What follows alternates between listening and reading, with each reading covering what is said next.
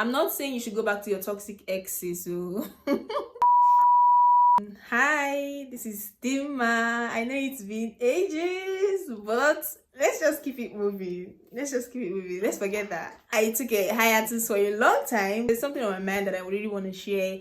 Last month, October, I think 11th, was the International Day of the Girl Child, and I had like a bit of reflection on some things that I'd like to tell my younger self if I was like 8 years or 9 years old again. And when I put these things down, I said, oh, this looks like something that could really help somebody out there, and I think I would share it. I have been postponing like making this video for a while now because I have had some other dealings. If you don't know already, I'm actually very tired in terms of like I have a lot of things that I do in the background that require my time. So sometimes sitting and making a video, it just sometimes take a lot of time, but I'm willing to do it, and here we are.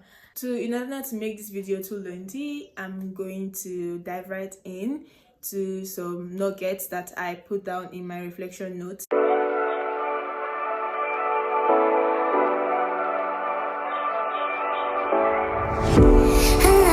it's not okay, yeah. Whatever, can I walk away, oh yeah. I can still see your face. So let's just dive right into what I have on my reflection notes, and I hope that you learn one or two from it, and I hope that it really helps you along your your life, your journey. And this doesn't only apply to girls, it always also applies to boys, men. So I hope that this also helps you along your way. So the first thing I have on my list is that sometimes I think second chances work. Don't come for me about this. I know that all over the world, like all over the internet, you say things like never ever give second chances.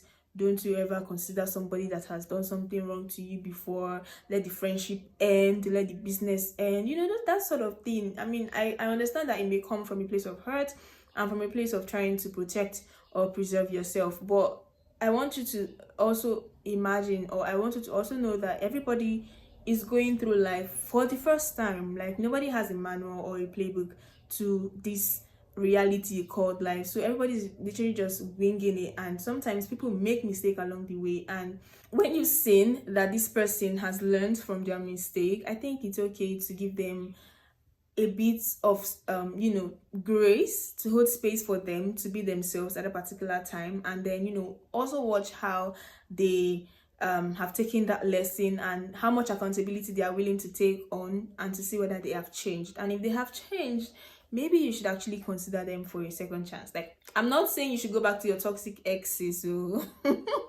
I'm not saying you should indulge yourself in some toxic activities that left you drained, or that made you question yourself, or that made you feel inconsequential. Mostly I'm basing this off of friendships or businesses. If you have a friend who has done you something wrong and you feel so hurt by their actions and they have apologized, I think you should actually sometimes allow them in for the second time. So the second on my list is boundary setting.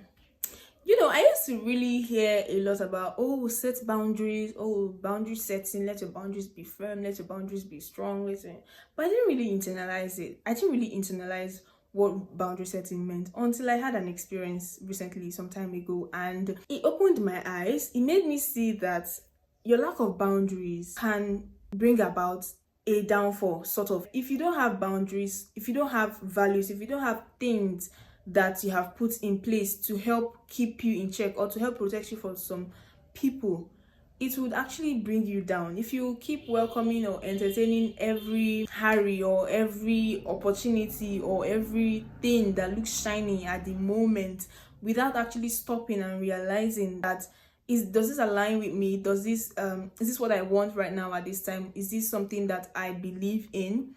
It would actually drain you, and sometimes you find yourself questioning yourself along the line, and this time you may have gone deep into it. So set boundaries. Like if something is not what you can condone, tell the person, or just tell yourself that I cannot condone this. Like, this is not who I am. Or if somebody talks to you in a way that you do not like, or in a way that you do not appreciate, you tell the person.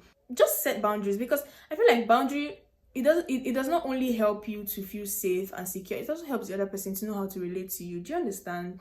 Set boundaries, have boundaries that you set, have things that you don't do, have things that you don't say, people that you don't meet, that sort of thing. It sort of protects you and it gives you a sort of cover in this nearly open world, if you know what I mean.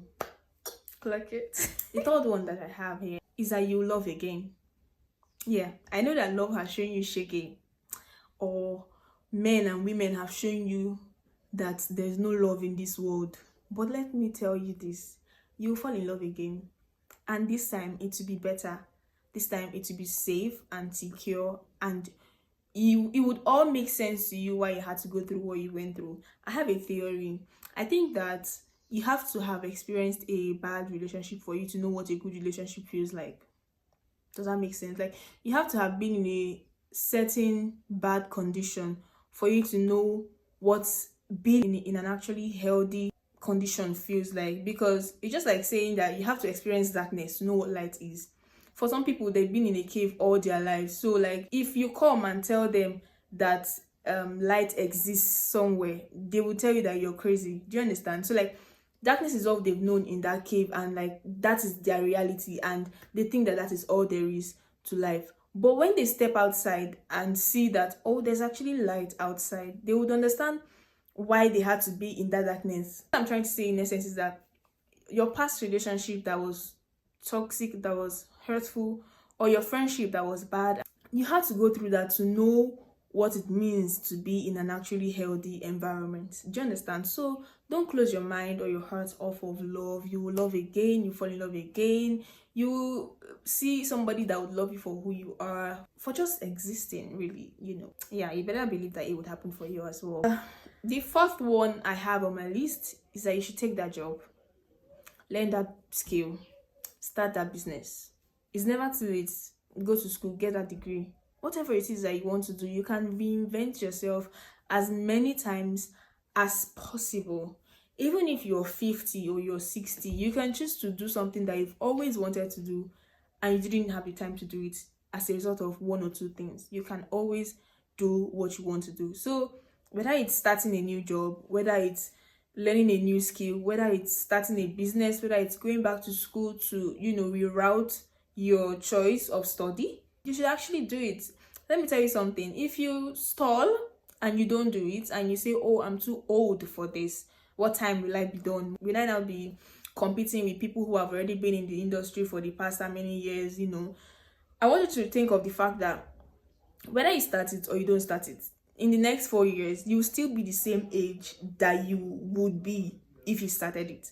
So why not, instead of just sitting, stalling and postponing, why not just start it and then see yourself grow through it? And if it doesn't work out, then it doesn't work out. I mean, there is no manual to life.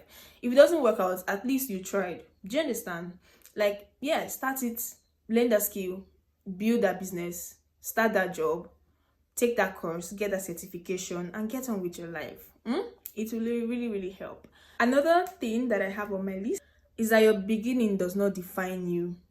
Where you started from does not mean that is the way you should end up. A lot of people I've seen a lot of stories on social media where people talked about how they grew up, the environment that they grew up in, and where they currently are. That kind of story is a source of motivation for me, because I have where I started from. Of course, I know that every other person has their story. So do not let where you started from or where you grew up define where you're going to end up.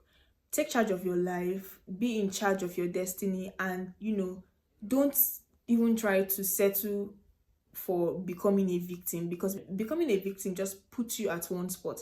Yeah, something bad has happened to you and you want to reflect on it, you want to take time to grieve and all that. Yeah, fine, but ensure that you pick yourself up along the line, and don't let what has happened to you define where you're going to be. Another one that I have on my list is that please have friends.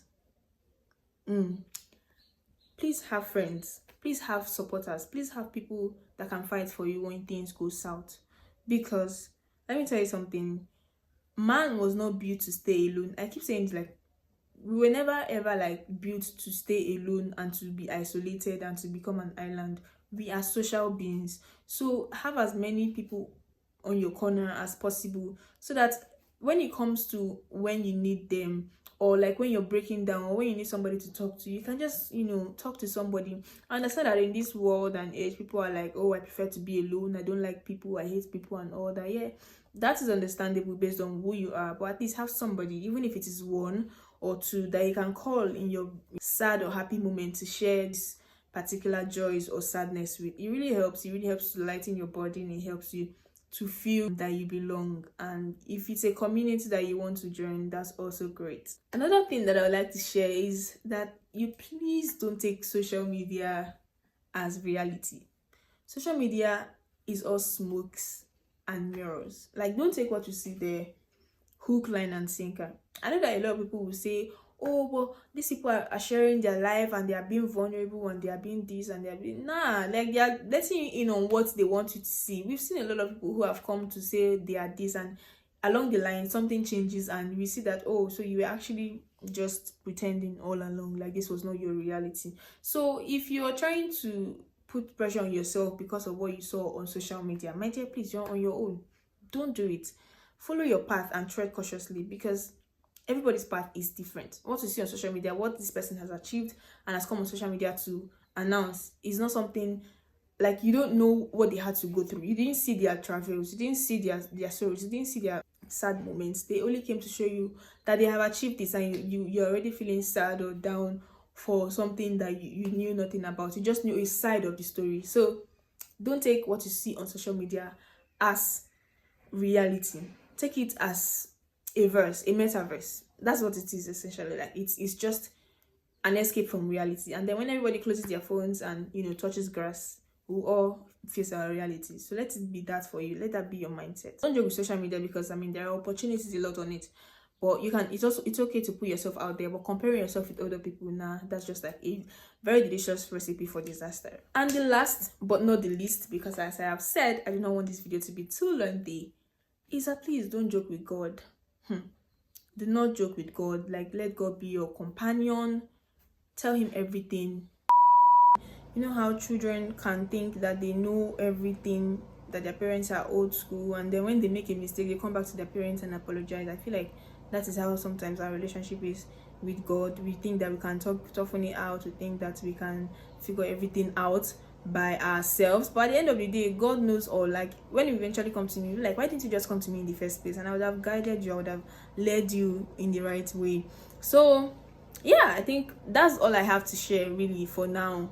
And don't forget to subscribe, like, and share this video with your friends, because Dima is back and better.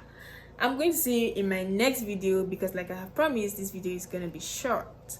So take care of yourself until I see you again in my next video. Bye. Mwah.